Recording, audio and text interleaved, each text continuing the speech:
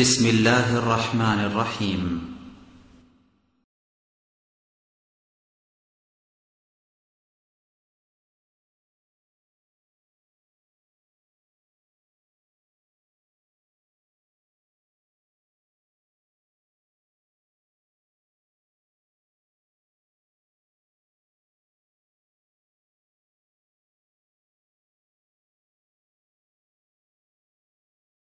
আসসালামু আলাইকুম ওয়া রাহমাতুল্লাহি ওয়া বারাকাতুহু।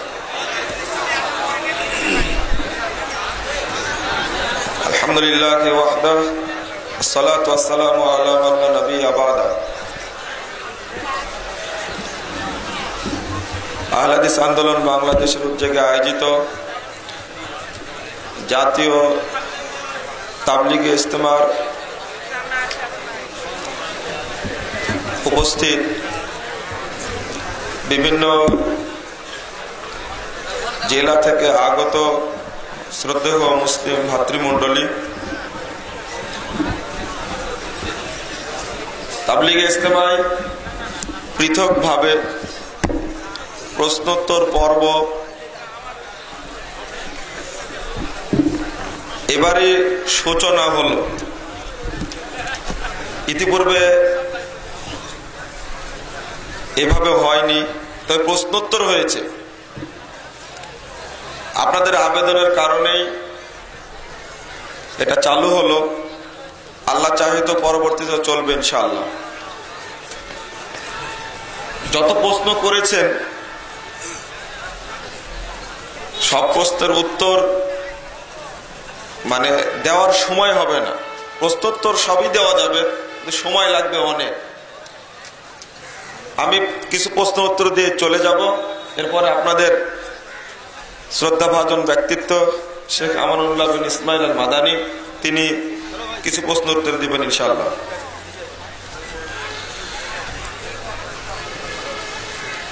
আমি জানতে চাই, ইসলামের সোনালী যুগে আরবি শব্দে জের জবর পেশ ছিল না, পরে দেওয়া হয়েছে, তাহলে এখন ওইগুলো ধরে পড়া বেদাত কি? আসলে বেদাত সম্পর্কে সঠিক জ্ঞান না থাকার কারণে এই প্রশ্নটা এসেছে। এই প্রশ্নটা সাধারণ মানুষেরই শুধু নয়, বরং আলেম উলামারও এই প্রশ্ন। এটা ঠিক যে নুক্তাও ছিল না এবং জের জবরও ছিল না পবিত্র কোরআনে। পরবর্তীতে 96 হিজরির দিকে হাজ্জাজ বিন ইউসুফ তার নেতৃত্বে পবিত্র কোরআনে নুক্তা এবং জের জবর সেট করেছেন। আপনাদের একটা কথা বলি, বিসমিল্লাহির রহমানির রহিম এখানে লেখা আছে। যদি জের জবর না থাকে, এখন আছে বিসমিল্লাহির রহমানির রহিম পড়তে পারবেন। জের জবর ছাড়াই কি পড়বেন? কি পড়া যাবে বলেন তো? উচ্চারণ তো একই হবে। তাহলে এই জিনিসটাকে বেদাত বলার যুক্তি কোথায়? এটা উচ্চারণ। জের জবর ছিল না, আমি জের জবর দিলাম, পড়ার সময় বিসমিল্লাহির রহমানির রহিমে পড়েছি। এটা জের জবর থাক বা না থাক, উচ্চারণ একই। আপনারা বা আমরা অনারব যারা, তারা তো আরবি ভালো করে পড়তে পারে না। এমনকি বহু আলেম আছেন যারা জের জবরহীন ইবারত বা আরবি পড়তে পারেন না। সুতরাং এটাকে বেদাত বলার প্রশ্নই আসে না। 2 নম্বর বিষয়, বেদাত কোন জিনিসকে বলা হয়? দেখুন, বেদাত শব্দের দুইটি অর্থ, দুইটি কোরআন হাদিসে বর্ণিত হয়েছে। একটা হলো আবিধানিক অর্থ, শাব্দিক অর্থ। সূরা আহকাফ 9 নম্বর আয়াত আল্লাহ বলছেন, কুল মা কুনতু বিদআম মিনার রাসূল। আল্লাহ বলছেন আপনি বলুন আমি নতুন কোন রাসূল নই, ইতিপূর্বেও রাসূল এসেছিলেন। এই বিদআন শব্দের অর্থটা এখানে আবিধানিক অর্থে ব্যবহৃত হয়েছে। আবিধানিক অর্থ মানে বেদাত শব্দের অর্থ নতুন, যে কোনো নতুন কর্মকেই আরবি ভাষায় বেদাত বলা হয়। যেমন আগে বিমান ছিল না, আবিধানিক অর্থে বিমানটা বেদাত। আগে মোবাইল ছিল না, মোবাইলটা বেদাত। এটা আবিধানিক অর্থে, এই অর্থ পবিত্র কোরআনে ব্যবহৃত হয়েছে। আল্লাহ রাসূলকে বলছেন আল্লাহ যে আপনি বলুন আমি নতুন রাসূল নই, মানে ইতিপূর্বে রাসূল এসেছিলেন। যদি আপনি অর্থ করেন এটা যে শারঈ যদি বেদাত বলেন তাহলে অর্থ হবে আমি বেদাতি রাসূল নই, নাউজুবিল্লাহ। এই আবিধানিক আর শারঈ অর্থ, শরীয়ত কাকে বেদাত বলে, এই দুইটা জিনিস না জানার কারণে ইসলামের দ্বিতীয় খলিফা জান্নাতের সুসংবাদ প্রাপ্ত সাহাবী উমর ফারুক রাদিয়াল্লাহু আনহু পর্যন্ত বেদাতি বলা হয়েছে, নাউজুবিল্লাহ। ওই যে তারাবির জামাত চালু করলেন, যেটা সহিহ বুখারীর প্রথম খণ্ডের 269 পৃষ্ঠায় হাদিসটি আসছে। তিনি বলেছিলেন নিমাতুল বিদাতু হাদিহি, বাহ কি চমৎকার নিয়ম। নিয়মটা আগে ছিল না, পরবর্তীতে চালু করলেন। এই জন্য তিনি বললেন যে বাহ কি চমৎকার নিয়ম। এটা হলো আবিধানিক অর্থে। শরীয়ত কাকে বেদাত বলে, আল্লাহ নিজেই বলছেন আল্লাহু বাদিউস সামাওয়াতি ওয়াল আরদ, সূরা বাকারা 117 নম্বর আয়াত। আল্লাহ বলছেন যে আল্লাহই প্রথম নতুন সৃষ্টিকারী আসমান এবং জমিনের। ইতিপূর্বে আসমান জমিন কেউ সৃষ্টি করেননি। যেটাই নতুন ঘটবে, ঘড়ি ছিল না আগে, পরবর্তীতে ঘড়ি আসছে, এটা কি নতুন। শাব্দিক অর্থে আরবি ভাষায় এটাকে বিদআ বলা যাবে। তাহলে এই অর্থে বাস, ট্রাক যত নিত্য নতুন তৈরি হবে এইগুলো কখনো শারঈ অর্থে বেদাত নয়। হ্যাঁ, যখন আপনি শরীয়ত হিসাবে চালু করবেন, যখন আপনি নেকির উদ্দেশ্যে কোনো কাজ চালু করবেন শরীয়ত মনে করে যা শরীয়তের মধ্যে নেই, তখন হবে বিদআত। সহিহ মুসলিমে একটা হাদিস বর্ণিত হয়েছে, দ্বিতীয় খণ্ড 77 পৃষ্ঠা। রাসূল সাল্লাল্লাহু আলাইহি ওয়াসাল্লাম বলছেন মান আমিলা আমালান, কেউ যদি কোনো আমল করে লাইসা আলাইহি আমরুনা, সেই কাজটি করার নির্দেশ আমাদের পক্ষ থেকে নেই, ফাহুয়া রদ্দ, ওইটা প্রত্যাখ্যাত, ওইটা বর্জনীয়, ওইটা চলবে না। এই কথাটির সংজ্ঞা দিয়েছেন বেদাতের আল্লামা শাতিবী রাহিমাহুল্লাহ কিতাবুল ইতিসাম প্রথম খণ্ডের 137 পৃষ্ঠায়। তিনি বলছেন আল বিদআতু হিয়া তরিকাতুল মুখতারাআ তুজাহি শারঈয়া ইউকসাদু বিহা আত-তাকাররুব ইলাল্লাহ লাম ইয়াকুম আলা সিহহাতিহা সহিহুন আসনান আও ওয়াসফান। বেদাত বলা হয় ওই পদ্ধতি যা শরীয়তের নামে আল্লাহর সন্তুষ্টি অর্জনের জন্য চালু করা হয়, যার প্রমাণে শারঈ কোনো সহিহ ভিত্তি নেই। যেমন উদাহরণ দুইটাই, শাব্দিক অর্থে বেদাত, শাব্দিক অর্থে বেদাত এবং শারঈ অর্থে বেদাত, দুইটার উদাহরণ এবার শুনুন। ফরজ সালাতের পরে মুনাজাত করার প্রবণতা আমাদের মধ্যে আছে। টঙ্গীর মাঠে, ঢাকা টঙ্গীর মাঠে আখেরি মুনাজাতের ব্যবস্থা আছে। আল্লাহ নবী মুহাম্মদ সাল্লাল্লাহু আলাইহি সাল্লাম তিনিও সমাবেশ করেছেন, সবচেয়ে বৃহত্তর সমাবেশ হজ সম্মেলন। এই বেদাতি প্রথার ভিত্তি কোনো হাদিস কোরআনে পাওয়া যায় না। অনুরূপভাবে ফরজ সালাতের পরে যেটা করা হয় দলবদ্ধভাবে মুনাজাতের বিধান পাওয়া যায় না। এটা বললে তাড়াতাড়ি বুঝবেন বলে প্রথম উদাহরণটা দিলাম, অথচ এটা আল্লাহকে সন্তুষ্ট করার জন্যই করা হয়, কিন্তু এর পিছনে কোনো দলিল নেই। আমাদের দেশে আরো অনেক অনুষ্ঠান করা হয়, মুসাফা করার পরে আমি বুকে হাত দিয়ে থাকি, দলিল এটা শরীয়তের সাথে সংশ্লিষ্ট। আমি আপনি মুসাফা করছি, দোয়া পড়ছি, ইয়াগফিরুল্লাহু লানা ওয়া লাকুম, বা পড়ছি না আহমাদুল্লাহ ওয়া নাস্তাগফিরুহু, মাঝখানে দোয়াটা একটা শরীয়ত, দোয়া একটা ইবাদত তাওকিফি, এটা না পেলে করা যাবে না। এই ধরনের অনেক বিষয় আছে। এবার আপনাকে আধুনিক অর্থে এমন কেউ ফতোয়া দিয়েছে যে বিসমিল্লাহির রহমানির রহিম জের জবর দিয়ে পড়লে অক্ষরে 20 নেকি, আর জের জবর ছাড়াই যদি বিসমিল্লাহ পড়ি তাহলে অক্ষরে 10 নেকি, এরকম কোন ফতোয়া পাবেন আপনি? কারণ এইটা আধুনিক অর্থে যদি আপনি বেদাত নেন, যদিও আধুনিক অর্থেও বেদাত নয়,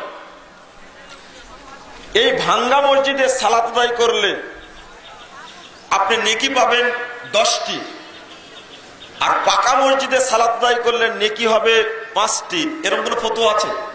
নেই। আপনি যদি ঢাকায় যান ট্রেনে, তাহলে এতগুলো স্টেশন পার করার কারণে, দেরি হওয়ার কারণে নেকি বেশি হবে, আর প্লেনে গেলে রাজশাহী টু ঢাকা আধা ঘন্টা সময় লাগবে, তাতে ট্রেনে গেলে বেশি নেকি হবে আর বিমানে গেলে কম নেকি হবে, এরকম কোনো ফতোয়া আছে? না। চশমা, এই চশমাটি ব্যবহার করছি আমি 1 বছর যাবত, যদি 10 বছর লাস্টিং করে তাহলে একটি হজ্জের সওয়াব পাওয়া যাবে, এই ধরনের কেউ আছেন এরকম? হ্যাঁ, এই চশমাটি যদি ব্যবহার করার ফতোয়া দেন, দোকানদার যদি বলে যায় যে এই চশমাটা যদি আপনি ব্যবহার করতে পারেন 10 বছর, তাহলে একটি হজ্জের নেকি পাওয়া যাবে, তাহলে চশমা পরা বিদআত হয়ে যাবে। কথা পরিষ্কার? এবার বিদআত শব্দের আবিধানিক অর্থে যদি কোনো কেউ বলে যে ট্রেনে ঢাকায় পৌঁছলে 5টি সিয়ামের সওয়াব পাওয়া যাবে, আর বিমানে পৌঁছলে 1টি সিয়ামের সওয়াব পাওয়া যাবে, এই উদ্দেশ্যে বিমান এবং ট্রেনে ওটাও বিদআত হয়ে যাবে। অথবা পরিষ্কার, শরীয়তের নামে, শরীয়ত মনে করে নেকির উদ্দেশ্যে, আল্লাহকে সন্তুষ্টি করার উদ্দেশ্যে কোনো কাজ যদি আপনি আমি করি, শরীয়ত মনে করে, যা শরীয়তের মধ্যে নেই, ওইটা কি হয়ে যাবে? বিদআত হয়ে যাবে। তাহলে উমর ফারুক রাদিয়াল্লাহু আনহুকে বেদাতি বলা যাবে না, অন্যায়। যদিও বা রাসূল মুহাম্মদ সাল্লাল্লাহু আলাইহি ওয়াসাল্লাম তারাবির সালাত চালু করার আগেই মসজিদে নববীতে 5 জন, 10 জন, 3 জন, 7 জনের জামাত হতো। এই জামাতটি চালু করেছিলেন উমর রাদিয়াল্লাহু আনহু। এটা সহিহ বুখারী হাদিস, আগে যে উদ্ধৃতি দিলাম, 2013 নম্বর, 2011 নম্বর, 2014 নম্বর হাদিসটা করে সহিহ বুখারী, মূল বুখারী 269 পৃষ্ঠা। তাহলে উমর রাদিয়াল্লাহু আনহু নতুন করে জামাত চালু করে বেদাতি কাজ করেছেন, কথাটি অন্যায়। মূল হাদিসের বিষয়টা আমরা উপলব্ধি করতে পারিনি। যাক, সময় নিলাম একটু বিষয়টা বোঝানোর জন্য। মুসলিম ও আহলে হাদিস কি আলাদা? যদি একই হয় তাহলে আহলে হাদিস নাম শুনতে হবে কেন? না কি বলেছেন যেন বলতে চাইছেন যে মুসলিম বলবো না আহলে হাদিস বলবো, এটাই তো? এটাই। আপনি আমাকে প্রশ্ন করলেন যে মুসলিম না আহলে হাদিস। আমি যদি এখন আপনাকে প্রশ্ন করি যে আপনি মুসলমান না বাংলাদেশী, উত্তর দেন আপনি একটা। উত্তরটা কি হলো? আমি আপনাকে প্রশ্নই করেছি, বুঝার চেষ্টা করুন। আমি আপনাকে প্রশ্নই করেছি, আপনি মুসলিম না বাংলাদেশী? উত্তরটা কখনো দুইটাই হবে না তো। আমি আপনাকে প্রশ্নই করেছি, আপনি মুসলিম না বাংলাদেশি? মুসলিম। তাহলে আপনি বাংলাদেশি নন। থামুন, কথাটা বোঝার চেষ্টা করুন। যদি আপনি বাংলাদেশি বলেন তাহলে কি আপনি মুসলিম নন? আপনি একটা উত্তর দেন, আপনি কোন উত্তর দেবেন? আপনি মুসলিম না বাংলাদেশি? যারা উত্তর দিচ্ছেন আপনি বাংলাদেশি মুসলিম, তারা প্রশ্নটাই বুঝেননি। আমি আপনাকে প্রশ্নই করেছি যে আপনি মুসলিম না বাংলাদেশি, আর বলছেন যে আমি বাংলাদেশি মুসলিম। এটা উত্তর হলো? এই কথা বলেন যে আপনার প্রশ্নটাই ঠিক হয়নি। যদি এটা বলেন যে আপনার প্রশ্ন ঠিক হয়নি, তাহলে আমাকে যে প্রশ্ন করেছেন যে মুসলিম বলবো না কি বলে যে আহলে হাদিস বলবো, প্রশ্নটাই তো হয়নি আপনার। যারা এই প্রশ্ন উত্থাপন করছে তাদের প্রশ্ন করার জ্ঞানই নাই, বুদ্ধি নাই তাদের প্রশ্ন করার। প্রথম কথা বলছি আমি। হ্যাঁ, এবার বলবেন যে আপনি তো কথা বলছেন, কিন্তু জাকির সাহেবও তো বলেছেন মুসলিম বলতে হবে। হ্যাঁ, জাকির সাহেব আমাদের চেয়ে আপনারা জাকির সাহেবের বেশি নিকটের মানুষ হয়ে গেছেন। আমরা পাতার পিস টিভিতে আলোচনা করে তার কাছে গিয়ে সাক্ষাৎ করে আমরা অতটা নিকটে হতে পারিনি। আপনারা জীবনে সাক্ষাৎ না পেয়ে, সংযোগ না থেকে, তার সম্পর্কে না জেনে যতটা নিকটে চলে গেছেন। মায়ের চেয়ে মাসির দরদ বেশি। এবার বললেন প্রথম কথা, সূরা হামিম সাজদা, একটু মনোযোগ শুনুন। সূরা হামিম সাজদা 33 নম্বর আয়াতে বলছেন, ওমান আহসানু কাওলাম মিম্মান দাআ ইলাল্লাহ ওয়া আমিলা সালিহা ওয়া ক্বালা ইন্নানি মিনাল মুসলিমিন। ওই ব্যক্তির চেয়ে, ওই কথার চেয়ে উত্তম কথা কার? যে ব্যক্তি আল্লাহর দিকে মানুষকে ডাকে এবং নিজেকে বলে আমি একজন মুসলিমদের অন্তর্ভুক্ত। প্রথম কথা হলো, এই আয়াত পড়ে আপনাকে বলতে হবে আমি মুসলিম। পৃথিবীর বুকে কোন সাহাবী বা মুহাম্মদ সাল্লাল্লাহু আলাইহি সাল্লাম কি বলেছেন যে এই আয়াত দ্বারা প্রমাণিত হয় যে মানুষকে মুসলিম বলতে হবে? দ্বিতীয় কথা, যিনি দায়ী তিনি বলবেন যে মুসলিম। আপনার এই আয়াতের মধ্যেই বলছি, যিনি দায়ী, ওমান আহসানু কাওলাম মিম্মান দাআ ইলাল্লাহ, যিনি দায়ী তিনি মুসলিম পরিচয় দিবেন। আপনারা কি সবাই দায়ী? তাহলে আপনার পরিচয় মুসলিম হবে কেন? 3 নম্বর পৃষ্ঠায় ইমাম বুখারী বলছেন ওয়াহুম আসহাবুল হাদিস, তাদের নাম হলো আসহাবুল হাদিস। আর ইমাম বুখারী তার সহিহ বুখারীর 2য় খণ্ডের 1016 পৃষ্ঠায় বলছেন ওয়াহুম আহলুল ইলম, তারা হলো ইলমের সংরক্ষণকারী। এবার শুনুন, এক বইয়ে বললেন তিনি আসহাবুল হাদিস, আর সহিহ বুখারীর মধ্যে তিনি বললেন আহলুল ইলম। এই 99 সালে 2রা সেপ্টেম্বর মারা গেছেন বিখ্যাত মুহাদ্দিস আলবানী।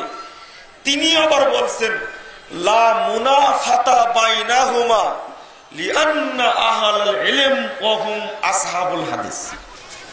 আলবানী এসে এতদিন পরে সমন্বয় করছেন যে আহলুল ইলম আর আসহাবুল হাদিসের মধ্যে কোনো পার্থক্য নেই। যারাই আহলুল ইলম তারাই আসহাবুল হাদিস। বলুন আলহামদুলিল্লাহ।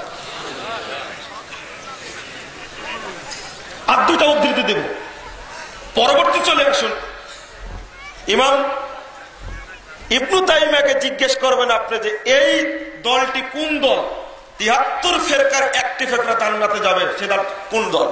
তিনি বলছেন ওমিন আহলি সুন্নাহ ওয়াল জামাআহ মাযহাবুন কদিবুন মারুফুন ক্বাবলা আন ইয়াখলুকাল্লাহু আবা হানিফা ওয়া শাফিঈ আহমদ মালিকান ওয়া শাফিঈ ওয়া আহমদ ফাইন্নাহু মাযহাবুস সাহাবা তালাক্কাহু আন নাবিয়্যিহিম।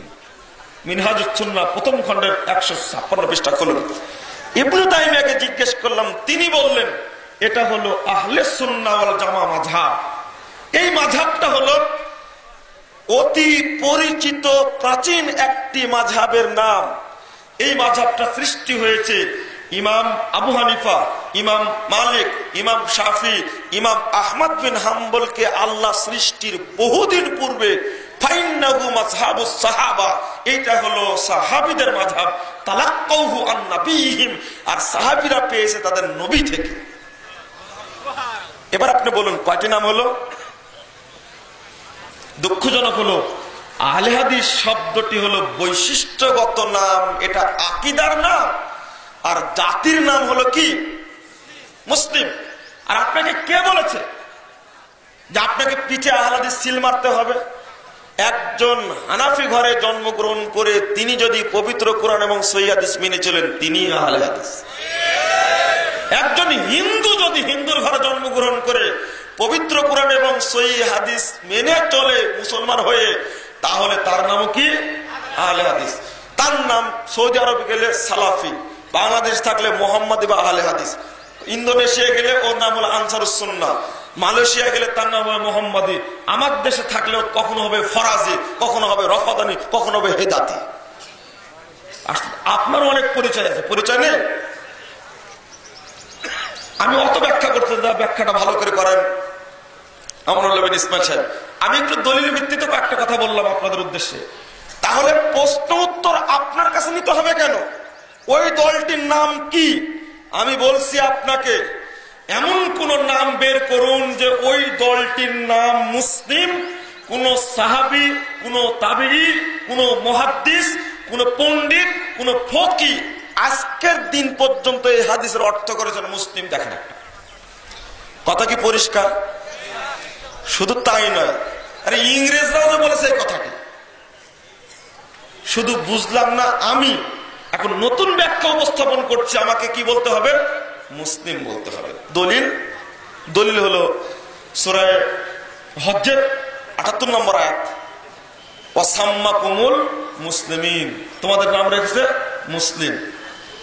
আর ওই সূরা হামিম সেজদা ৩৩ নম্বর আয়াত। আপনারা মনে করছেন নিজে নিজে অর্থ করেন, ভুল পথে যাবেন, যে না এই অর্থ থেকে বিরত থাকতে হবে। এই নামটা হলো বৈশিষ্ট্যগত নাম।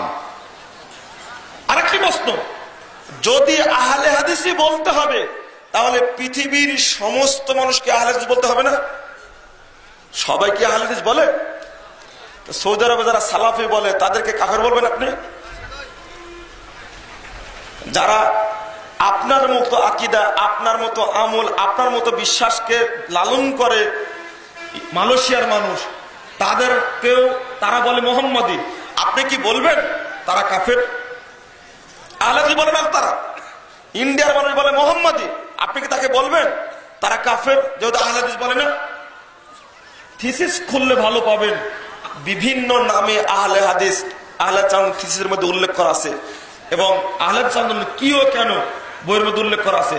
আরেকটা উদ্ধৃতি দেয়নি, সর্বশেষ ব্যক্তি মুহাদ্দিস হিসাবে নাসিরউদ্দিন আলবানী রাহিমাহুল্লাহর বক্তব্য কি? লা তাযালু তায়ফাতুম মিন উম্মতি যাহিরিল হক, সর্বদা একটি কাফেলা হকের উপরে বিজয়ী থাকবে। 270 নম্বর হাদিসটি সিলসিলা সহিহার মধ্যে খুলুন। সর্বদা একটি দল হকের উপরে বিজয়ী থাকবে, সেই দলটি কোন দল? আলোচনা করতে গিয়ে আলবানী 9 পৃষ্ঠা আলোচনা করেছেন, এবং 9 পৃষ্ঠার মধ্যেই তিনি তুলে ধরেছেন তাদের নাম হলো আহলে হাদিস, তাদের নাম হলো আসহাবুল হাদিস, তাদের নাম হলো আহলুস সুন্নাহ, তাদের নাম হলো আহলুল ইলম। এতগুলো কথা বলেছেন, তারা হলো সালাফি। তার ভাষাটা বলি, তিনি বলছেন ওহুম আহলুল হাদিস আল্লাযীনা লা আশারাল্লাহু মাহুম লা ইয়াতাআসসাবুনা লিকাউলিন শাখসিন মুআয়্যানিন মাহমা আলা সামা হাসান মুহাম্মদ সাল্লাল্লাহু আলাইহি ওয়াসাল্লাম। তারা হলো আহলে হাদিস। আল্লাহ যেন কাল কিয়ামতের মাঠে তাদের সঙ্গে আমাদেরকে একত্রিত করেন। বলুন আলহামদুলিল্লাহ। এত বড় কথা কি ভুলা যায়? এরপরের বক্তব্য তিনি বলছেন আহলে হাদিসরা এমনই জিনিস, তারা একক কোন ব্যক্তির কথাকে প্রাধান্য দেন না মুহাম্মদ ব্যতীত। আর অত বড় যতই পণ্ডিত থাক না কেন, মুহাম্মদ ব্যতীত কোন ব্যক্তির কথাকে প্রাধান্য দেয় না।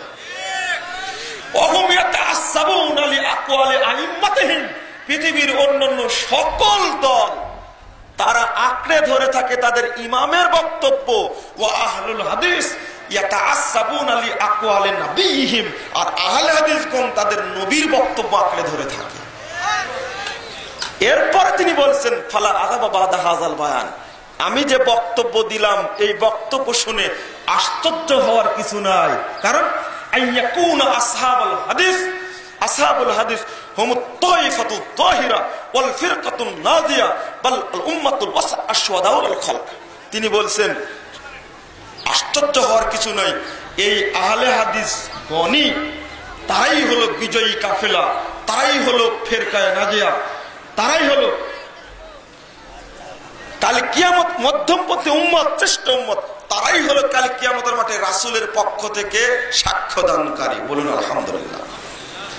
এটা লেটেস্ট কথা আপনাদের বলে দিলাম। সুতরাং এই নিয়ে কোনো বিভ্রান্তি করার প্রয়োজন নেই। আপনি বিভ্রান্তি করছেন কারণ না জানার কারণে। হ্যাঁ, জাকির নায়েকের কথা বলছেন, ওই যে বললাম কথাটি, গত বছরের 1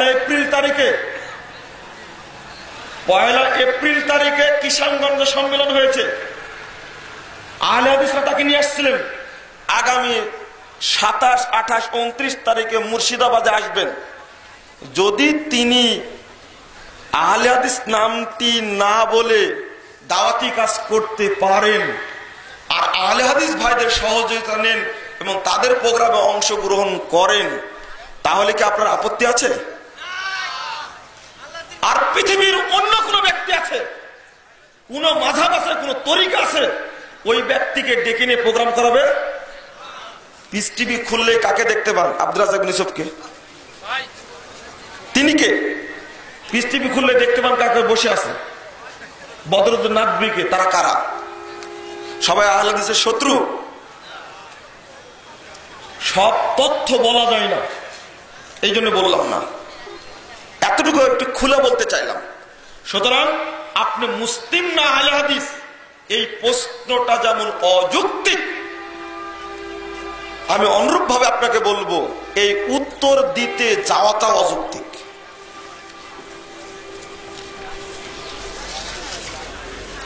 তাবলীগে 3 দিন, 41 দিন, 120 দিন সময় ব্যয় করলে কি সওয়াব হবে? মায়ের পায়ের নিচে সন্তানের বেহেশত, কিন্তু স্বামীর পায়ের নিচে স্ত্রীর বেহেশত, এই কথাটা কি ঠিক? মায়ের পায়ের নিচে সন্তানের বেহেশত, এই কথা সঠিক। হাদিসটি নাসাইয়ের মধ্যে আসছে, আপনার কিতাবুল আদবের মধ্যে পাবেন, 3445 নম্বর হাদিস। মায়ের পায়ের, স্বামীর পায়ের নিচে জান্নাত, এই কথা ঠিক নয়। তবে স্ত্রী স্বামীকে খেদমত করবে সর্বোচ্চ, এমন অনেক হাদিস আছে। আব্দুর রাজ্জাক সাহেব হয়তো বলেছেন, এবার আমরা যাচ্ছি না। তাবলীগে গিয়ে 3 দিন বা 41 দিন বা 120 দিন অবস্থান করা, এই মর্মে শরীয়তে কোনো ভিত্তি নেই, পাওয়া যায় না।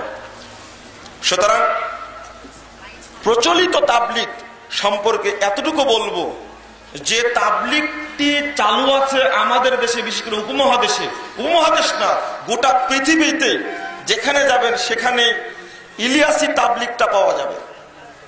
অথচ ইলিয়াসি তাবলীগ সম্পর্কে আপনি এতটুকু জেনে রাখুন যে এই তাবলীগের রীতি, পদ্ধতি, দর্শন সবই নাজিল হয়েছে স্বপ্নে।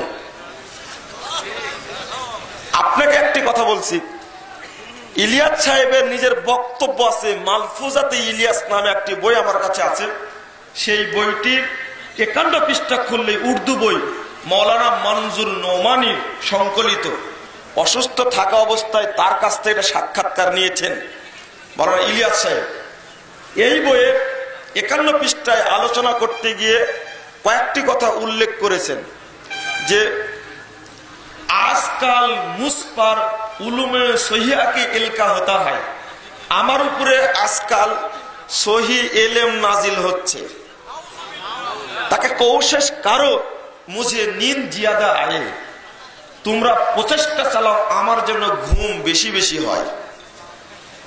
খুশি কি वजह से नींद कम होने लगी, আনন্দের চোটে ঘুমটা কম হচ্ছিল। এই কথা বলার পরে তাকে ডাক্তার আর হাকিম সাহেব কি मशवरा से सिर पर तेल मालिश कराए। কবিরাজ আর ডাক্তারের পরামর্শে আমার মাথায় তেল মালিশ করানোর সিদ্ধান্ত নিলাম। তাকে জিয়াদা নীন মে তারাক্কি হয়ে গেল, যার কারণে আমার ঘুম বেশি বেশি হওয়া শুরু হলো। এর পরের কথা যেন আপনি ফরমায়া, তিনি আরো বলেন ইস তাবলিগ কা তরিকা ভি মুঝ পার খুয়াব মে মুনকাশিফ হুয়া है। এই তাবলিগের তরিকাটাও আমার উপরে স্বপ্নে নাজিল হয়েছে। আচ্ছা বলুন, পৃথিবীর ইতিহাসে সর্বশ্রেষ্ঠ মুবাল্লিগের নাম কি? মুহাম্মদ সাল্লাল্লাহু আলাইহি সাল্লাম। ইয়া আইয়ুহার রাসূল বাল্লিগ মা উনজিলা ইলাইকা। আমি বলছি রাসূলের তরিকাটা থাকতে আপনার উপরে স্বপ্নে কখনো উলুমে সহিয়া নাজিল হবে না, তাবলিগের তরিকাও নাজিল হবে না। আর এটা অবশ্যই যদি নাজিল হয়ে থাকে, এটা আল্লাহ নাজিল করেননি। কে নাজিল করেছে? পরিষ্কার কথা। মুহাম্মদ সাল্লাল্লাহু আলাইহি সাল্লামের দিন আসার পরে পৃথিবীর আর অন্য কোন দিন টিকবে? তাওরাত কি টিকেছে? ইনজিল কি টিকেছে? মুহাম্মদ বাদ দিয়ে মুসা আলাইহিস সালামের আনুগত্য করা যাবে? 202 নম্বর হাদিস খুলুন তারবির মধ্যে, আশ্চর্য। অথচ এই তাবলিগি তরিকাটাই ঠিক নয়। 103 দিন বা 40 দিন বা 120 দিন বা বছর চিল্লা বা জীবন চিল্লা, এটা কোন হাদিস কোরআন দ্বারা প্রমাণিত হয় না। এই অভ্যাস ত্যাগ করতে হবে, টঙ্গির মাঠে যাওয়া বন্ধ করতে হবে।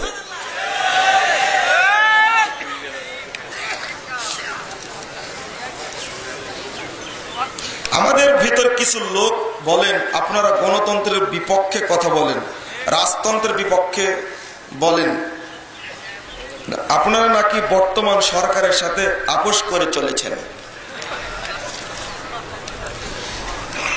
আমাদের বক্তব্য যদি আপনি মনোযোগ দিয়ে শুনেন, নাকি যেহেতু বলেছে এই জন্য আপনাকে বলছি। যদি আপনি বলতেন, নাকি না বললে একটু ভাষাটা উল্টা হতো।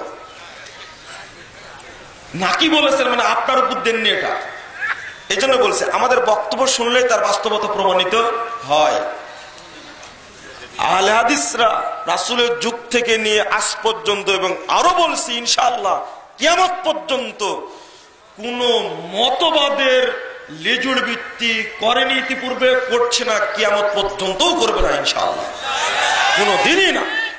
শুনুন, এবার এই কথাটি এসেছে আমাদের বিরুদ্ধে বলা হচ্ছে বর্তমান সরকারের পক্ষ অবলম্বন করেছি। সর্বৈব মিথ্যা কথা, সর্বৈব মিথ্যা কথা এবং মিথ্যাচার একটা। এরও বিচার আল্লাহ করবেন, যারা করছেন মিথ্যাচারটা আল্লাহ এরও বিচার করবেন। হ্যাঁ, আপনাদের পক্ষে যাব না কেন? আপনাদের পক্ষে বলছি না কেন? উদ্দেশ্য তো এটাই। যদি আপনাদের পক্ষে বলতাম তাহলে তো বলতেন না বর্তমান সরকার দাবিদারি করছে। আপনাদের পক্ষে বলিনি, বিরুদ্ধেও বলিনি। যখন সামনে এসেছেন তখন কচু কাটা হয়েছেন। এই অপরাধে ডক্টর গালেবের মতো মানুষকে 3.5 বছর জেলখানে রাখছেন আপনি। মাঠে ময়দানে চত্বরে প্রতিষ্ঠানে সব জায়গাতে বিগত ইসলামী মূল্যবোধের সরকার, জোট সরকারকে মাঠে ন্যাংটা করে নামাইছিলাম। যার কারণে তো আপনারা বলছেন অপরাধ ছিল এটাই। তাহলে আপনাদের পক্ষে বলবো না। বর্তমান সরকার এসে মুহতারাম আমিরে জামাতের বিরুদ্ধে দুর্নীতির মামলা করেছে। শুনুন, মুদ্রার এ পিঠ আর ও পিঠ সমান, কখনো ভালো নয়, এটা পরিষ্কার ভাবে বলছি।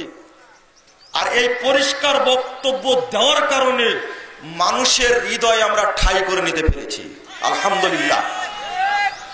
কখনো বলি না নারী নেতৃত্ব হারাম, কখনো আবার বলি না নারী নেতৃত্ব ফরজ। এই অভ্যাস আহলে হাদিসদের নাই।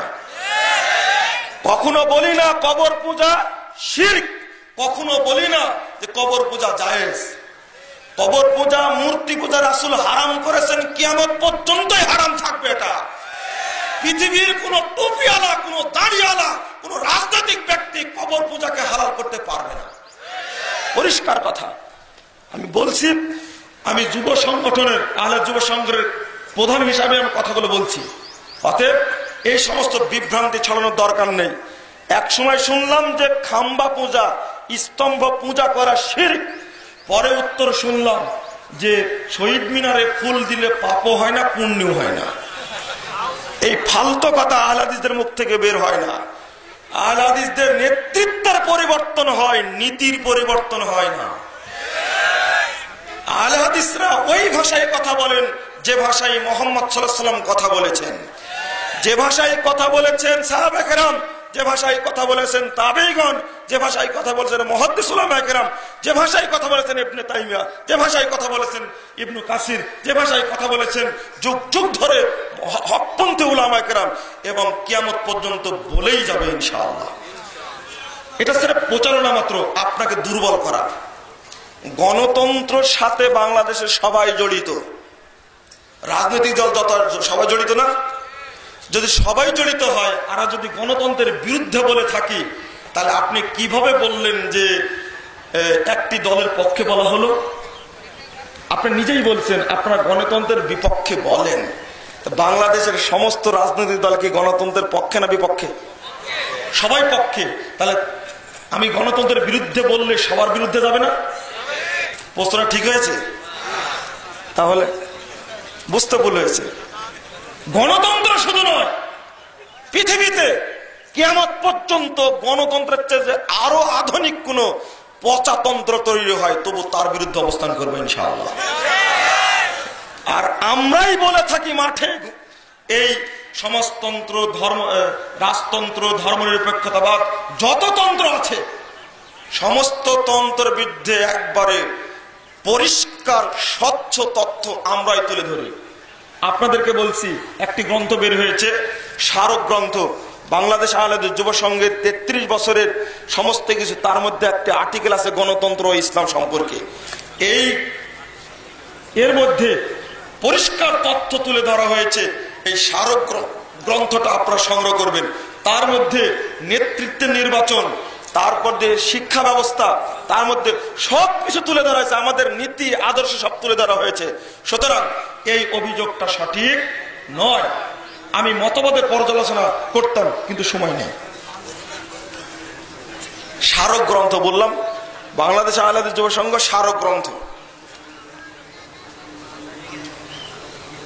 রুমে বেডের নিচে পেপার আছে, পেপারের ছবি, পেপারে মানুষের ছবি সহ অন্য ছবি আছে। এই ঘরে কি নামাজ হবে? ছবিযুক্ত যে কোনো জিনিসই আপনি বের করে রাখার চেষ্টা করবেন।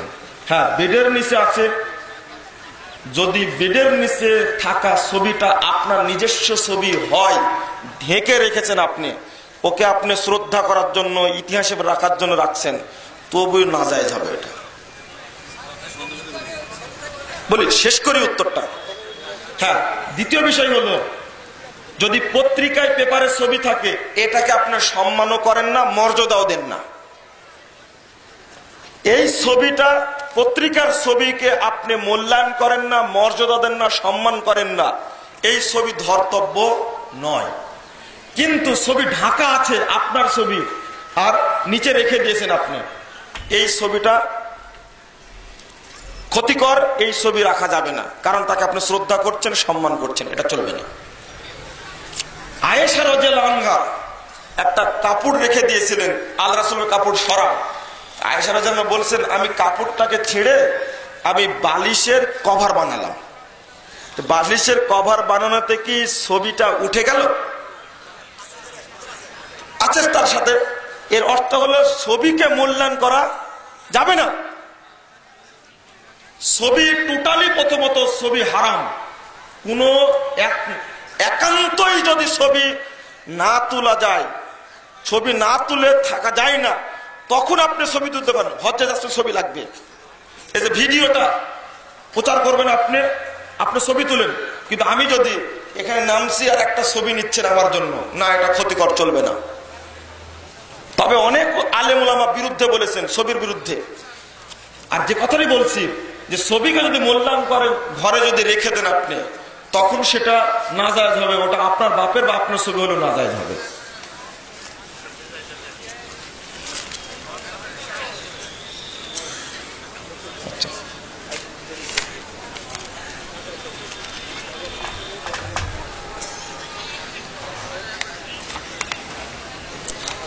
উপরের চিত্রে আচ্ছা, কবরস্থানে মসজিদে সালাত আদায় করা যাবে কি? উল্লেখ্য যে কবরস্থান আগে নির্মাণ করা হয়, পরে মসজিদ নির্মাণ করা হয়। কবরস্থানের ও মসজিদের কোনটির ওয়াকফ নাই। জি, মসজিদ যদি পরে স্থাপন করা হয় তার সমাধান হলো মসজিদটাকে অন্য জায়গায় নিয়ে যেতে হবে। আত্মাহারিকে ফতোয়া দেখেছেন আপনারা, মসজিদটাকে অন্য জায়গায় নিয়ে যেতে হবে। কবরস্থান যদি একটা হয় বা দুইটি হয়, আর কবরটা যদি পুরাতন হয়, কর্তৃপক্ষের অনুমতি থাকলে কবরকে চুরুস করে দিয়ে কবরের চিহ্ন রাখা যাবে না। আর যদি মসজিদ আগে থাকে, কবর যদি পরে হয়, তাহলে কবরটাকে স্থানান্তর করতে হবে। কবরের আওতায় মসজিদ নিয়ে যেতে হবে না, বা মসজিদের আওতায় কবর নিয়ে যেতে হবে না। এই মর্মে বহু হাদিস রয়েছে। আপনাকে প্রথমত বলছি যে কবরটা যদি একটা দুইটা হয় তাহলে কবরটা স্থানান্তর করতে হবে। পুরাতন কবর হলে তাকে চুরুস করে দিতে হবে। সালাতুর রাসূল আপনি খুললেন 198 পৃষ্ঠা, খুব সুন্দর আলোচনা করা আছে, বিস্তারিত আলোচনা করা আছে। আর একটা জিনিস লক্ষ্য রাখতে হবে যে মসজিদ যে এরিয়াটা, মসজিদের যে জমির যে বাউন্ডারি, এই বাউন্ডারির বাহিরে যদি কোনো কবর থাকে আপনার, তাহলে সেই কবরটা যদি সেখান থেকে না সরায়, তাহলে মসজিদকে বাঁচানোর জন্য আপনি মসজিদের চারপাশে ওয়াল দিবেন। এটাই হলো সমাধান। ওয়াল দিয়ে মসজিদকে পৃথক করতে হবে। আর মসজিদের বাউন্ডারির মধ্যে মসজিদের জমিতে যদি কবর থাকে, কোনো ক্রমেই মানার প্রশ্ন আসে না, চাই সামনে থাক বা পিছনে থাক, বা ডানে থাক বা বামে থাক। হাদিসটি হলো লা তুসাল্লু বাইনাল কবরাইন। এটা সহিহ ইবনে হিব্বান, হাদিস সংখ্যা 2593। এই হাদিস থেকে আপনি সংগ্রহ করতে পারবেন যে তোমরা কবরের মাঝে সালাত আদায় করো না। এই হাদিস দিয়ে আহকামুল জানাজার মধ্যে আলবানী রাহিমাহুল্লাহ হাদিসটি নিয়ে এসে বলছেন যে দুই সাইডেও চলবে না, পিছনেও চলবে না। যদি কেউ সামনে কবর রাখে তার শাস্তি তার বেশি হয়। মাঝখানে, এক কথায় মসজিদের বাউন্ডারি থেকে কবর তুলতেই হবে। হ্যাঁ, যদি কবর পুরাতন হয়ে যায় আর ওইটা যদি চুরুস করে দেন আপনি, তাহলে ওইটা কবরের হুকুমে থাকলো না। এটাই হতো। ঠিক আছে, আমারও সময় শেষ।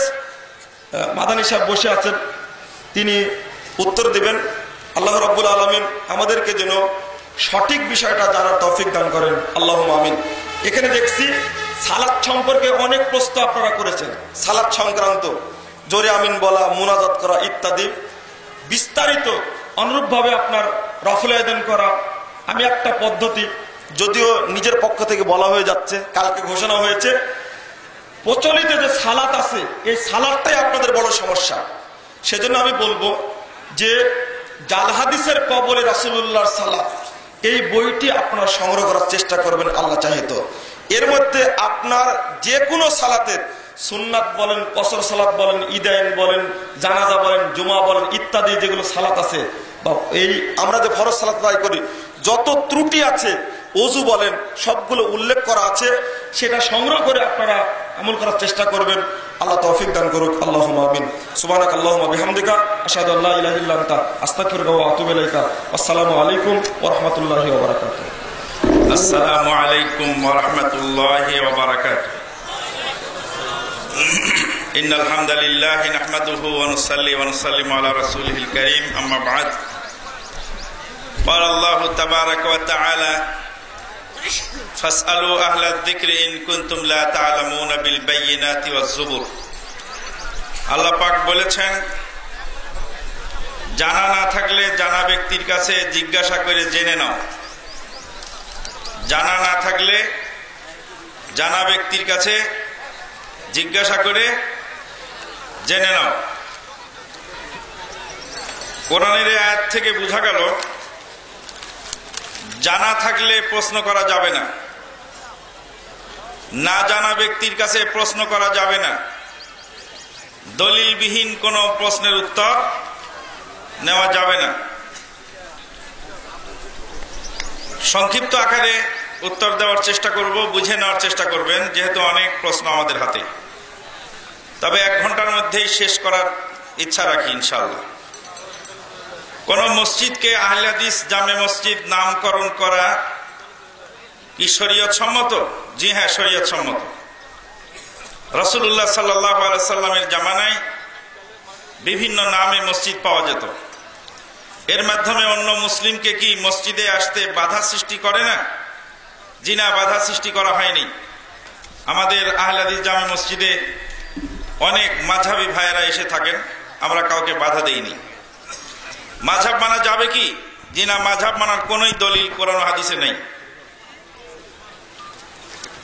এ ব্যাপারে তাকলিদ সংক্রান্ত শরীফুল ইসলাম মাদানী সাহেবের একটি বই আছে, আপনারা সংগ্রহ করুন। মুসলিম কি 4 মাযহাব মানতে বাধ্য? সুলতান আল মাসুমি আল খাজানদি আল মাক্কির বইটি আপনারা পড়ুন। ফরজ নামাজ পড়ে জামাতবদ্ধভাবে হাত উঠিয়ে দোয়া করা যাবে কিনা? জি না, এর কোনোই দলিল নেই। এটা চরম অন্যায় কাজ, এটা অচিরেই ছেড়ে দেওয়া উচিত। আমার জমির ক্ষেত অন্যের ছাগল ভেড়া খেলে আমি ওটাকে খোঁয়াড়ে দেই, এটা কি জায়েজ আছে? জি হ্যাঁ, জায়েজ আছে। আল্লাহ তার নিজের নামের সাথে মাওলানা শব্দটি ব্যবহার করেছেন। বর্তমানে আলেমরা নিজের নামের সাথে মাওলানা শব্দ ব্যবহার করেন, এটা কি জায়েজ? জি হ্যাঁ, জায়েজ আছে। আল্লাহু ওয়ালিউল্লাযিনা আমানু, আল্লাহ হলেন ঈমানদারদের ওয়ালি। আর হাদিসে আসছে লা নিকাহা ইল্লা বিওয়ালি, ওয়ালি ছাড়া বিবাহ বৈধ নয়। আল্লাহ নিজেও ওয়ালি, আবার বান্দা ওয়ালি হন। কুলিল্লাহুম্মা মালিকাল মুলকি তুতিল মুলকা মান তাশা, আল্লাহ নিজেও মালিক, আবার এই মালিকানা কাউকে সাময়িকভাবে দিয়ে থাকেন। আল্লাহর বেলায়েত হলো তাম্মা, আর বান্দার বেলায়েত হলো কাসেরা। অতএব আল্লাহ হলেন মাওলানা, বান্দাও মাওলানা। আল্লাহ দয়ালু, আদি মহাসিন দয়ালু ছিলেন। আল্লাহর দয়া পরিপূর্ণ, বান্দার দয়া অপূর্ণ। রেশমি কাপড় পুরুষের জন্য হারাম কি? জি হ্যাঁ, হারাম। যদি হারাম হয় তবে রেশমি কাপড়ের জায়নামাজ জায়েজ কিনা? রেশমি কাপড়ের সাথে যদি অন্য সুতা মিক্স থাকে তাহলে সেটা বৈধ আছে। মুখে দাড়ি ব্যতীত ইমামতি করা যাবে কিনা? মুক্তাদিরা যদি সবাই দাড়ি চাঁচা হয় তখন জায়েজ হবে। সৌদি আরবের সাথে ঈদ এবং রোজা একই দিনে পালন করা যাবে কি? দলিল সহ বলবেন। সৌদি আরবের সাথে ঈদ ও রোজা একই দিনে পালন করা জায়েজ হবে না। এটা আপনার ইবাদতকে নস্যাৎ করার জন্য একটি ষড়যন্ত্র। জিহাদের সময় চূড়ান্ত সময় কোনটি? জিহাদের চূড়ান্ত সময়, জিহাদের ভিতরে যেই শর্তগুলি আছে সেই শর্তগুলি মানলেই আপনি বুঝতে পারবেন। জিহাদের প্রথম শর্ত হলো একজন প্রকাশ্য ইমাম থাকতে হবে। যিনি প্রকাশ্য রাস্তায় বের হতে পারেন না, বন জঙ্গলে পালিয়ে থাকেন, তাকে জিহাদের ঘোষণা দিতে বলা হয়নি। সে তো নিজের জান নিয়ে টানাটানি। আল ইমামুল কাইমুজ জাহির। 2 নম্বর হলো তামিজুস সুফু, কে কার বিরুদ্ধে যুদ্ধ করবে প্রকাশ্য ঘোষণা থাকতে হবে। গোপনে গিয়ে রাতের অন্ধকারে কোথাও বোম মেরে আসলাম, ওটার নাম জিহাদ নয়। আর 3 নম্বর হলো আল ইস্তিতাআ, ক্ষমতা থাকতে হবে। ক্ষমতা সম্পর্কে আল্লাহ পাক বলছেন ওয়াইয়াকুম মিনকুম 20 সাবিরুন ইয়াগলিবু মিয়াতাইন, তোমাদের মধ্যে যদি 20 জন ধৈর্যশীল মুজাহিদ থাকে তাহলে 200 মোকাবেলা করতে পারবে। 200 কাফেরের মোকাবেলায় কমপক্ষে পাক্কা ইমানদার 20 জন থাকতে হবে। গোটা বাংলাদেশে 15 কোটি মানুষ, পাক্কা ইমানদার 20 জন আছে কিনা খুঁজে দেখেন। যে মসজিদের মাইকের মৃত্যু ব্যক্তির সংবাদ দেওয়া যাবে না কেন? দলিল দ্বারা বলবেন। রাসূলুল্লাহ সাল্লাল্লাহু আলাইহি সাল্লাম বরত্ব জাহের করার জন্য জাহেলিয়াতের জামানায় মৃত্যুর ঘোষণা প্রচার করা হতো, সেটা মানা করেছে। যদি বরত্ব জাহের করার জন্য মৃত্যুর ঘোষণা দেওয়া হয়, সেখানে মসজিদের মাইকে হোক বা অন্য মাইকে হোক, সেটা জায়েজ হবে না। আর যদি মুসল্লিদেরকে জানাজার সালাতে শরীক হওয়ার জন্য বলা হয় তাহলে প্রয়োজন মাফিক সেটা জায়েজ হতে পারে। বর্তমান মুসলিম নেতারা নির্যাতিত, অনুসারীদের করণীয় কি? নেতারা কিছু না বললে? চমৎকার প্রশ্ন আপনি করেছেন। কালকে আমি বলেছিলাম যে গজব আসে 2 কারণে, হয় পাপের শাস্তি স্বরূপ অথবা ইমানের পরীক্ষা স্বরূপ। পাপের শাস্তি স্বরূপ আসলে ইস্তেগফার করতে হয়, পাপ ছেড়ে দিতে হয়। আর যদি ইমানের পরীক্ষা স্বরূপ আসে তাহলে সেক্ষেত্রে ধৈর্য ধারণ করতে হয়, সবর করতে হয়। ইমাম আহমদ ইবনে হাম্বল রাহমাতুল্লাহ আলাইহি জেলখানায় ছিলেন, 3 সরকার পার হয়েছে, জেল থেকে বের হতে পারেননি। অনুসারীরা গিয়ে বলছিলেন যে আপনার পক্ষে আমরা রাস্তা গরম করব, মানুষকে সরকারকে দমন করার চেষ্টা করব। ইমাম আহমদ বিন হাম্বল রাহিমাহুল্লাহ মানা করলেন যে না, এটা করে ক্ষতি আরো বাড়বে, যা আপনারা বাস্তবে দেখতে পাচ্ছেন। মুসলিম বলে পরিচয় দেয় অথচ ইসলাম মেনে চলে না, তাদের বিরুদ্ধে ইসলাম কি কর্মসূচি গ্রহণ করবে নাকি চুপ থাকবে? যিনি মুসলিম বলে পরিচয় দিচ্ছেন তাকে নিয়েই তো আপনার ইসলাম, তাহলে আপনার ইসলাম আবার কাকে দিয়ে তার বিরুদ্ধে অ্যাকশন নিবে? এবার আপনি বুঝুন। বর্তমান রাসূল সাল্লাল্লাহু আলাইহি ওয়াসাল্লামের বিরোধী কার্যকলাপের প্রতিবাদ আমরা কিভাবে করব? বর্তমান রাসূল সাল্লাল্লাহু আলাইহি ওয়াসাল্লামের বিরুদ্ধে যে কার্যকলাপ করছে সেটা যদি আপনার আয়ত্তের ভিতরে থাকে তাহলে আপনি সেই অনুপাতে প্রতিবাদ করবেন। আপনার যদি হাত দিয়ে বাধা দেওয়ার ক্ষমতা থাকে হাত দিয়ে বাধা দিবেন, যদি তা ক্ষমতা না থাকে মুখ দিয়ে প্রতিবাদ জানাবেন, মুখ দিয়ে প্রতিবাদ করার ক্ষমতা না থাকলে মনে মনে ঘৃণা জানাবেন। স্বামী তার স্ত্রীর দুধ পান করতে পারবে কি? জি হ্যাঁ, পারবে।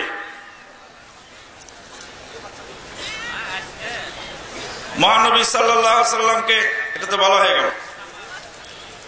আল্লাহ কি নিরাকার? নিরাকার একটা জিনিস পৃথিবীতে আছে, তার নাম হলো ঘোড়ার ডিম। ঘোড়ার ডিমের কোনো আকার নেই।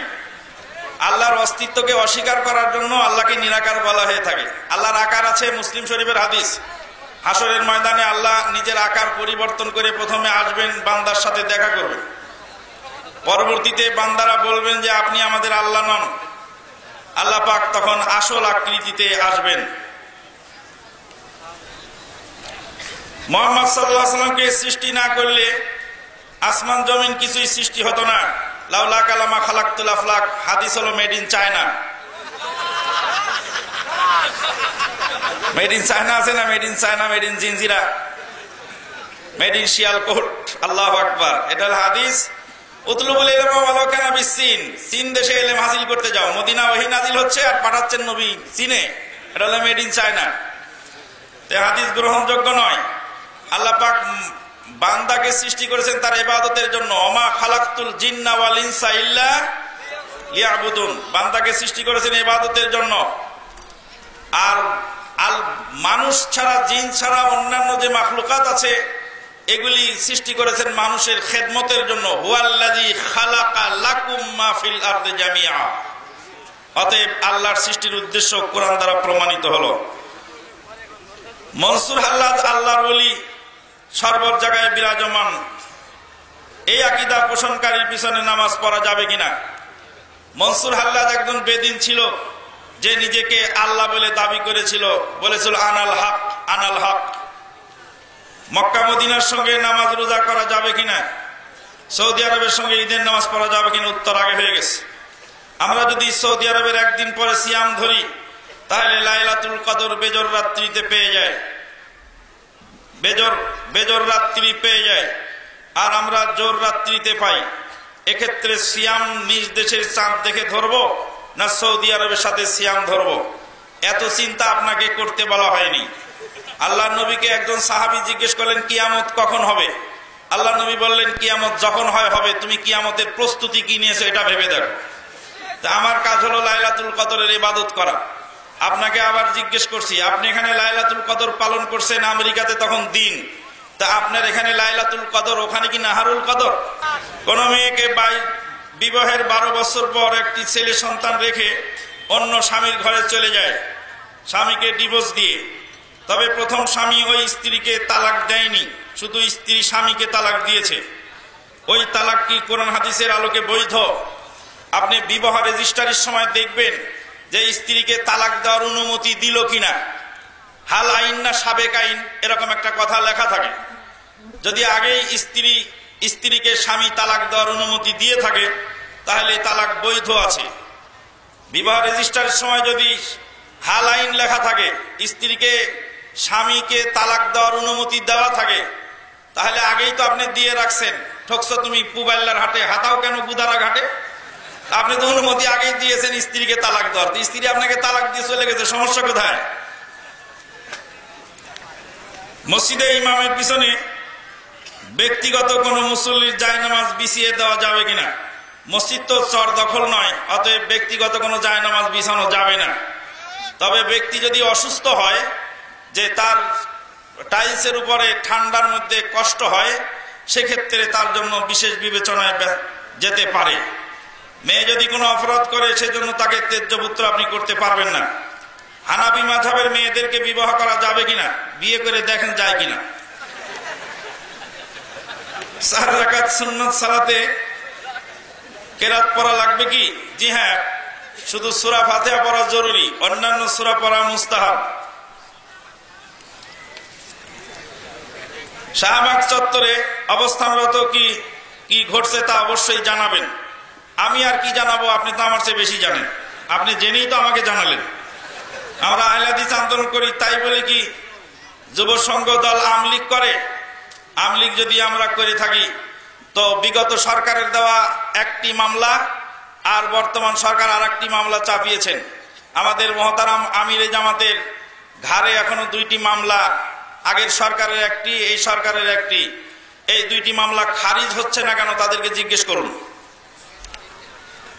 মৃত্যুর সময় শয়তান এসে মানুষকে ঈমান নষ্ট করার চেষ্টা করে। মৃত্যুর সময় মানুষকে ঈমান নষ্ট করার চেষ্টা করে, দাগা দিয়ে থাকে। পীরের মুরিদ হলে পীর সাহেব তখন তাকে সহযোগিতা করে থাকেন। ইন্না লিল্লাহি ওয়া ইন্না ইলাইহি রাজিউন। মৃত্যুর সময় শয়তান দাগা দেওয়ার চেষ্টা করে। আপনি যদি ঈমান ও আমল মজবুত রাখেন, শয়তান ইনশাআল্লাহ মৃত্যুর সময় আপনাকে কোনো বিভ্রান্ত করতে পারবে না। পৃথিবী সৃষ্টির 50,000 বছর আগে মানুষের তাকদীর লেখা আছে।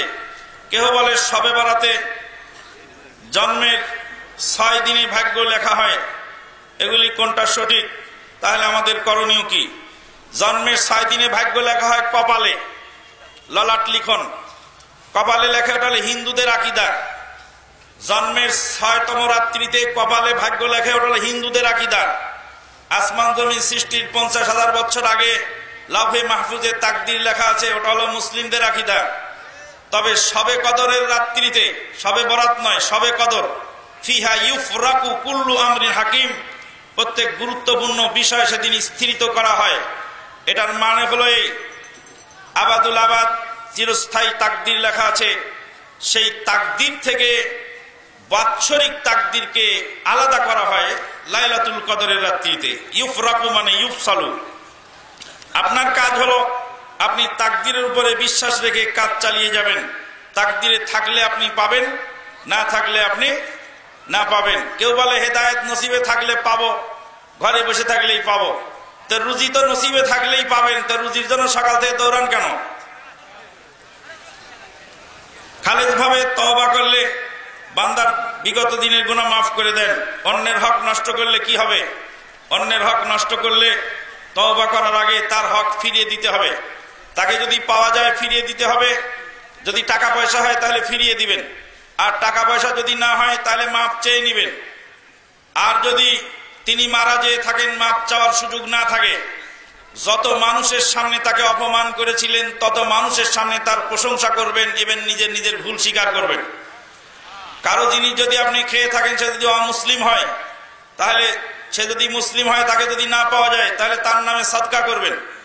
আর যদি সে অমুসলিম হয় তাহলে তার অমুসলিম ভাইকে সেটা দিয়ে দিবেন। আহলে হাদিস মুহাম্মাদি নামে পরিচিত এই মুহাম্মাদের পরিচয় কি? যে মুহাম্মাদের নামে পরিচিত সেই মুহাম্মাদের নাম মুহাম্মাদুর রাসূলুল্লাহ সাল্লাল্লাহু আলাইহি সাল্লাম। আহলে হাদিস আন্দোলনের 108 পৃষ্ঠায় 30 জন মিথ্যাবাদী নবীর আবির্ভাবের কথা উল্লেখ আছে। এই 30 জন কারা? এই 30 জনের মধ্যে রাসূলুল্লাহ সাল্লাল্লাহু আলাইহি ওয়াসাল্লামের জামানায় 2 জন এসেছিল। একজনের নাম মুসাইলামাতুল কাযযাব, আর একজনের নাম আসওয়াদুল আনাসি।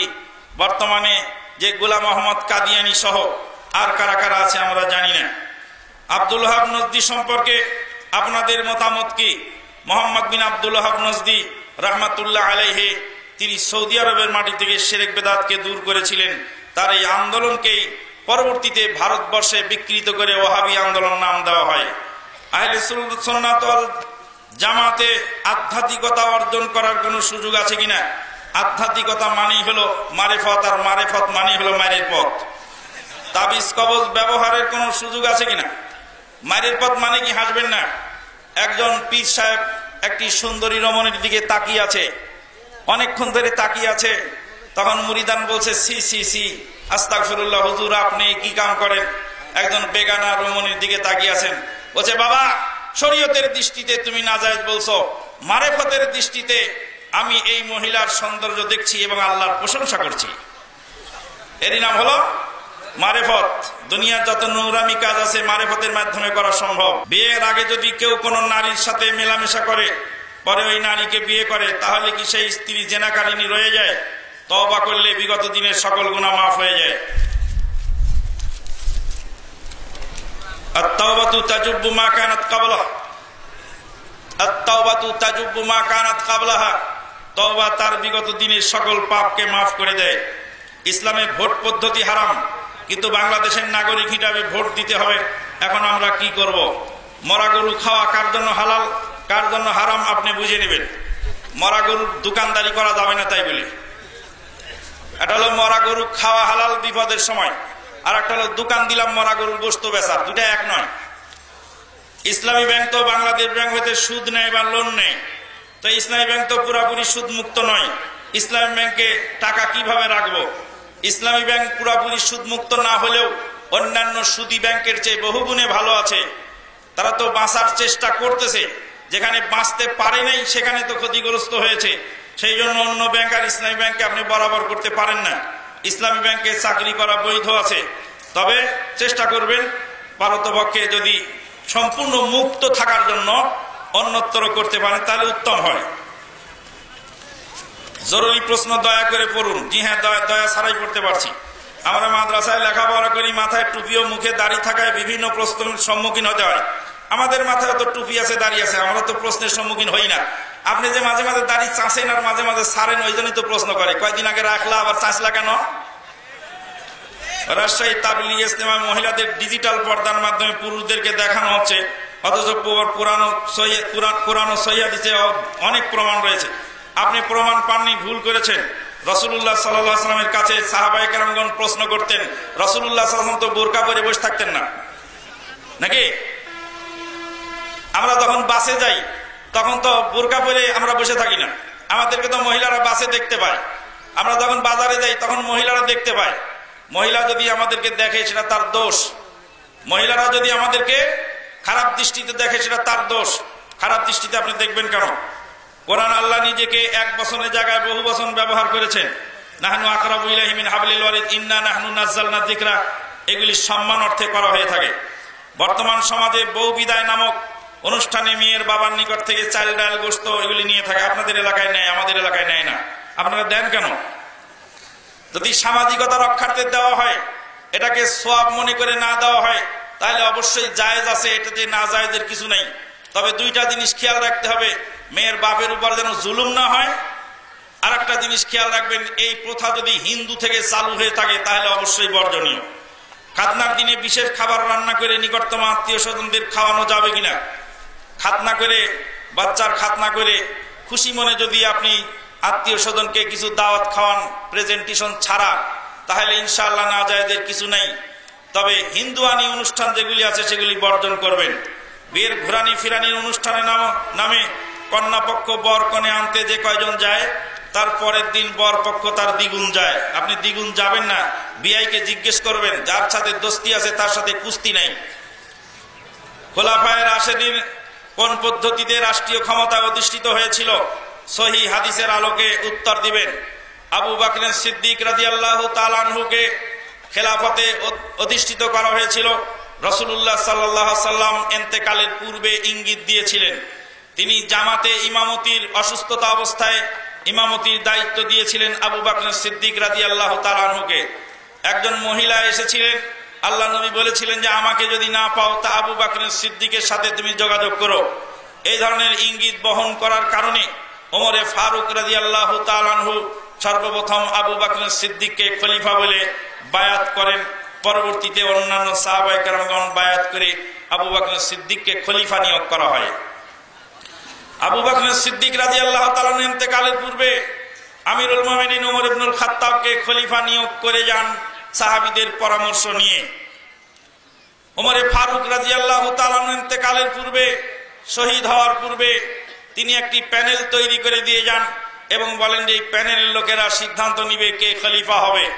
এইভাবে সাহাবায়ে কেরাম খোলাফায়ে রাশিদিন 4 খলিফাকে ওইভাবে নিয়োগ করেছিলেন বিভিন্ন পদ্ধতিতে।